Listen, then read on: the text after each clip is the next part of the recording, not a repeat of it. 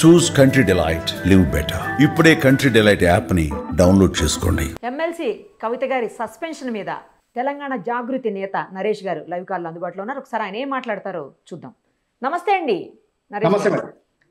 ఎలా తీసుకుంటారు దీన్ని? ఎందుకంటే ఆవిడ కేవలం కాళేశ్వరం మీద మాట్లాడారు కాబట్టే సస్పెండ్ చేశారు అనుకుంటున్నారా, లేకపోతే గత కొంతకాలంగా పార్టీతోటి విభేదిస్తూ వస్తున్నారు కాబట్టి పార్టీలో నేతలతో ముఖ్యంగా, సో అందుకేమైనా సస్పెండ్ చేశారు అనుకుంటున్నారా? ఇప్పుడు ఏంటి భవిష్యత్ కార్యాచరణ, ఏం చర్చించారు ఆవిడ మీతోటి?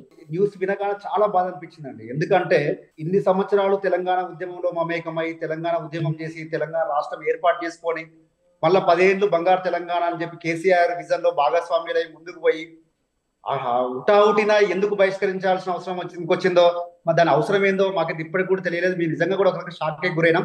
కానీ అది వచ్చిన తర్వాత ఖచ్చితంగా మాకు కూడా ఆవేశం అనిపిస్తా ఉంది. ఎందుకు అంటే ఎందుకు చేయాల్సిన అవసరం ఏమి వచ్చింది? మేము అడిగిన ప్రశ్న ఏంది? మొదటగా మేము అడిగింది ఏంది? మేము కేసీఆర్ లేఖ రాసిర్రు, ఆ లేఖ బహిర్గతం చేసింది ఎవరో తేల్చమన్నాం. దాని మీద ఎటువంటి పనులు చేయలేదు. పైగా మళ్ళీ మా మీనే తప్పుడుగా మేమే వేరే పార్టీ ఏజెంట్గా లేకపోతే ఇంకేదో జరిగినట్టుగా చూపించే ప్రయత్నం అయితే చేశారండి. బాధ అనిపించింది. ఆ రకంగా చేసే విధానాన్ని మేము తీవ్రంగా ఖండిస్తా ఉన్నాం. ఇంకొక విషయం ఏంటంటే ఈ రోజు నిన్న జరిగినటువంటి ప్రెస్ మీట్ లో ఏమడిగారు, ఏం చెప్పారు? వారు పార్టీ ఉంటేంత పోటేంత అనలే. ఏమన్నారంటే మన నాయకుడు చావుకు తెగించి మరి మన రాష్ట్రం కోసం పనిచేసి రాష్ట్రాన్ని సాధించి ఇంత గొప్పగా కాళేశ్వరం ప్రాజెక్టును కడితే వారి మీద నిందలు వేస్తా ఉంటే మన పార్టీ ఏం చేయలేకపోతా ఉంది. మరి అట్లాంటి పార్టీలో మనం ఉంటే ఎంత లేకపోతే ఎంత, పార్టీ ఉంటే ఎంత లేకపోతే ఎంత, అంత అవమానపరుస్తున్నట్టు వాటి మీద మీరు ఎందుకు చర్యలు తీసుకోలేకపోతా ఉన్నారు? ఎందుకు ప్రజలకు తీసుకోలేకపోతా ఉన్నారు? తెలంగాణ బంద్కు ఎందుకు కాలియట్లేరు? మీరు ఎందుకు చిన్న చిన్న కార్యక్రమాలు సరిపెడతా ఉన్నారు? తెలంగాణ జాగృతి గతంలో నోటీస్ ఇచ్చినప్పుడు మేము ఇందిరాపార్క్ దగ్గర ధర్నా చేసినాం, కానీ బీఆర్ఎస్ పార్టీ ఎందుకు చేయలేకపోతా ఉందని చెప్పి ప్రశ్నిస్తే మేము తర్వాత ఇంకొక విషయం ఏంది, హరీష్ రావు గారి పేరైనా సంతోష్ రావు గారి పేరైనా ఎందుకు వచ్చిందంటే ఈరోజు కాంగ్రెస్ ప్రభుత్వం పదే కేసీఆర్ గారు తప్పు చేసిరు, కేసీఆర్ జైలుకి వెళ్తారు, కేసీఆర్ మీద కేసు అవుతుందంటే ఎందుకు అవుతుంది? కేసీఆర్ గారి గురించి మీకు తెలియదా? తెలంగాణ సమాజానికి తెలుసు, ఇక్కడ నాయకత్వం తెలుసు, తనకు తిని సోయి ఉండదు, ఏది ఉండదు, కేవలం తెలంగాణ సోయి మాత్రమే ఉంటుంది వారికి. అట్లాంటి వ్యక్తి మీద అరెస్ట్ చేస్తా ఉంటే మీరు చర్యలు తీసుకోవాలన్నా, ఒకవేళ ఎంక్వైరీ చేయాలన్నా మీరు కింద అధికారులు చేసిరు కదా, మరి ఆ స్థాయి నుంచి అక్కడ ఉన్నటువంటి కాంట్రాక్టర్ మీద చేయాలి, అక్కడ మంత్రి మీద చేయాలి. ఇవన్నీ చేయకుండా మధ్యలో ఇద్దరు తప్పించి డైరెక్ట్ కేసీఆర్ గారిని అనడంలో అర్థమైంది. దీని వెనుక ఉన్నది ఎవరు? దీంట్లో ములాఖత్ ఎవరెవరికి ఉంది? పైగా మీరు ములాఖత్ చేసుకొని మమ్మల్నే ములాఖత్ అయినట్టుగా కాంగ్రెస్ పార్టీ ఆడిస్తున్న నాటకంగా చూపించే ప్రయత్నం ఎవరు చేస్తా ఉన్నారని చెప్పి ప్రశ్నించడాన్ని ఎందుకు తప్పుగా భావిస్తారు చెప్పండి? ఎందుకు షోకాజ్ నోటీసులు ఇచ్చి లేదా వివరణ ఎందుకు అడగలే చెప్పండి? డైరెక్ట్ గా ఎందుకు బహిష్కరించి చెప్పండి? ఈ రోజు ఒక గొప్పగా అనిపించేమో కేసీఆర్ గారు లేదా పార్టీ ఈ రకంగా చేస్తుందని చెప్పి కేసీఆర్ గారు ఒప్పించవచ్చు. బిడ్డను కూడా లెక్క చేయకుండా పార్టీని సస్పెండ్ చేసినామని గొప్ప కీర్తి వస్తారు మనకని చెప్పి సార్ని ఒప్పించచ్చు. కానీ ఇది తెలంగాణ సమాజం క్షమించదు. తెలంగాణ కోసం, తెలంగాణ ఏర్పాటు కోసం కవితక్క గారు 2006 నుంచి తెలంగాణ ఉద్యమంలో మమేకమయ్యారు. ఆనాడు మహిళలు తెలంగాణ ఉద్యమంలో లాఠీ దెబ్బలు తినడానికి ఎవరైనా ముందుకొచ్చారండి? తను ముందుకొచ్చి తనతో పాటు ఒక సైన్యాన్ని తయారు చేసి తెలంగాణ ఉద్యమంలో మమేకం చేసి ఈరోజు లాఠీ దెబ్బలకు లేకపోతే కంచెలకు భయపడకుండా ఎదురొడ్డి కడుపులో బిడ్డను పెట్టుకొని కూడా తెలంగాణ ఉద్యమం కోసం ఫైట్ చేస్తే వారిని ఇంత ఈజీగా మీరు సస్పెండ్ చేపిస్తారా? మీ వెనక ఉన్నటువంటి కుట్రదారులు గీదా మీరు చేపించేది? తెలంగాణ సమాజం వారు అడిగిన ప్రశ్న ఒకటే, తెలంగాణలో బీఆర్ఎస్ పార్టీ నాయకత్వంకి కేసీఆర్ గారికి కార్యకర్తలకు మధ్యన ఎవరు ఉండకూడదు. ఖచ్చితంగా ప్రతి కార్యకర్త కలిసి అవకాశం దొరకాలి, ప్రతి కార్యకర్త తన మనోవేదన బాధ చెప్పుకోవాలి అని చెప్తే దాన్ని మధ్యన ఉన్న వాళ్ళు ఒక భూతంగా చూపించేసి మళ్ళీ తిరిగి అదే పార్టీ కార్యకర్తలతోనే నెట్టించి చూపించే ప్రయత్నం చేసిరు. సరే ఎన్ని కుట్రలు చేసినా ఏం చేసినా అన్నిటికీ మేము సిద్ధంగా ఉన్నాం. రాబోయే రోజుల్లో తెలంగాణ సమాజానికి ఏ రకంగా మేము చేయాల్సిన అవసరం ఉంటుందో మా అధ్యక్షురాలు నిర్ణయం తీసుకుంటే ఆ నిర్ణయానికి పూర్తి స్థాయిలో ఒక క్రమశిక్షణ గల కార్యకర్తగా మేము వారి వెనుక ఉండి నడిపించడానికి సిద్ధంగా ఉన్నాం. కాదు, ఇప్పుడు ఒక వైపు సీఎంఐ డైరెక్ట్ గా చెప్తున్నారు కాళేశ్వరంలో అవినీతి జరిగింది, దాని మీద మేము సిబిఐ ఎంక్వైరీ కూడా అడుగుతున్నామని చెప్తున్నారు. అలాంటి సందర్భంలో కాళేశ్వరం మీద అవినీతి జరిగింది, దానికి కేసీఆర్ గారికి ఏమీ సంబంధం లేదు, అది చేసింది హరీష్ గారు లేకపోతే సంతోష్ గారు అనే మాట మాట్లాడారు అంటే ఇండైరెక్ట్గా అవినీతిని ఒప్పుకున్నట్లే కదా ఆవిడ.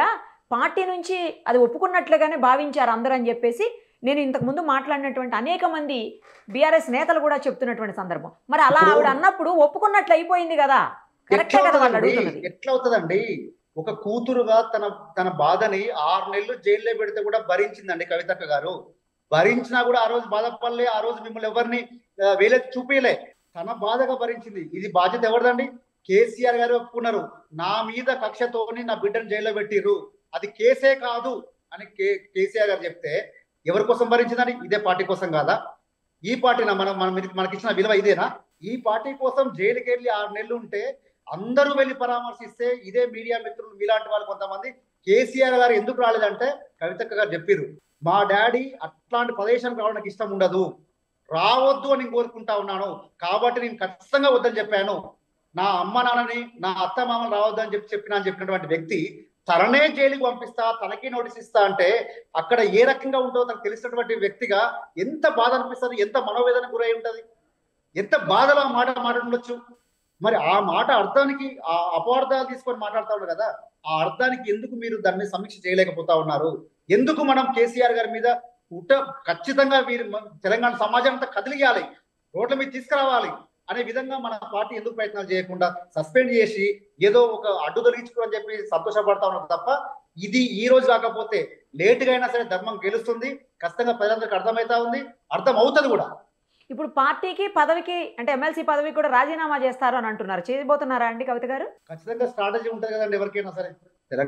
తెలంగాణ జాగృతి అనేది కొత్తగా ఏర్పాటు చేసిన సంస్థ కాదు, దాదాపు బీఆర్ఎస్ పార్టీ కంటే ఒక 4-5 సంవత్సరాలు లేటుగా ఉన్నటువంటి సంస్థ ఇది. 25 సంవత్సరాలు దానికి ఎట్లా అనుభవం ఉందో 20 సంవత్సరాలు అనుభవం ఉన్నటువంటి 20 సంవత్సరాలు ఉన్నటువంటి అనుభవం ఉన్నటువంటి తెలంగాణ జాగృతి సంస్థ. డెఫినెట్ గా మీరు నిర్ణయం తీసుకుంటే మేము లేదు మేము ఏం చేయలేము, మేము నిస్సహాయాలకు ఉంటామని చెప్పి అనుకునేటువంటి కాదు.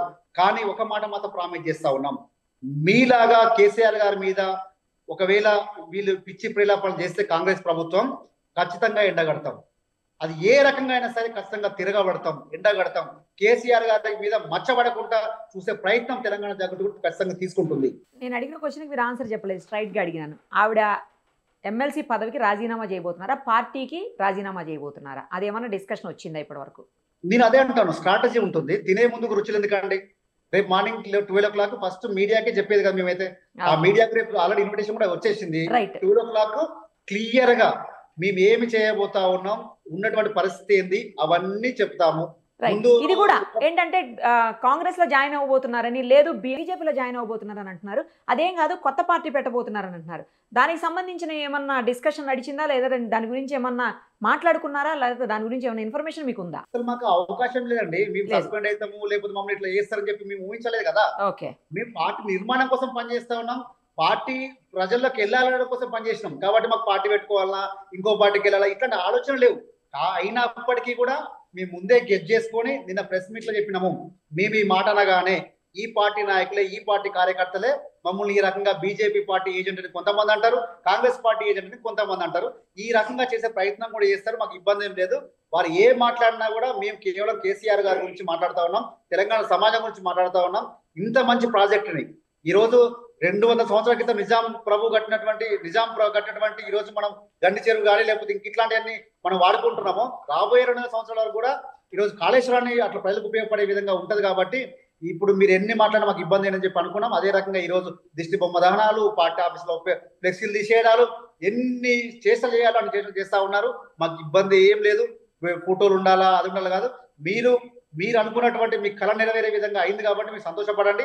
ఆ సంతోషం ఎన్ని రోజులు ఉండదు, తెలంగాణ సమాజానికి అర్థమవుతుంది, తెలంగాణ పార్టీ కూడా బీఆర్ఎస్ పార్టీ కూడా అర్థమవుతుందని చెప్పి నేను పూర్తి విశ్వాసంతో ఉన్నాను. ఇప్పుడు చాలా మంది మీ నేతలు అంటే బీఆర్ఎస్ నేతలు, మహిళా నేతలు ముఖ్యంగా సత్యవతి రాథోడ్ గారు చాలా మంది ఇప్పుడు ప్రెస్ మీట్ పెట్టి మాట్లాడారు. పార్టీ ఉంటే ఎంత పోతే ఎంత అని ఆవిడ మాట్లాడినప్పుడు, అలాంటి వ్యక్తి పార్టీలో ఉంటే ఎంత పోతే ఎంత అని ఆవిడ మాట్లాడారు.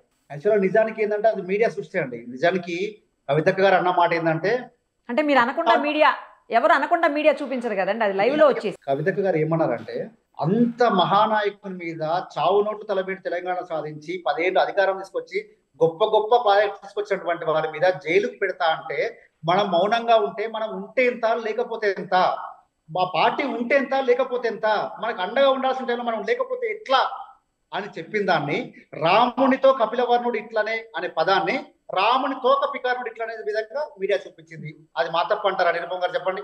అంటే కాంటెక్స్ట్ చేంజ్ దాన్ని చేశారు ఎంక్వైరీ అంటారు మీరు. చేయాల్సింది ఎవరు? ఆ కాంటెక్స్ట్ లో అనలేదు, కాంటెక్స్ట్ వేరే కాంటెక్స్ట్ చూపించుకోవాల్సింది ఎవరు? అన్నదాన్ని ఇట్లా మార్చారంట.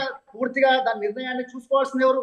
అవన్నీ చూడకుండా ఈ మాట అన్నారు కదా అని చెప్పి సస్పెండ్ చేయడం అంటే ఇంతకంటే దౌర్భాగ్యం ఇంకేమైనా ఉంటుందా?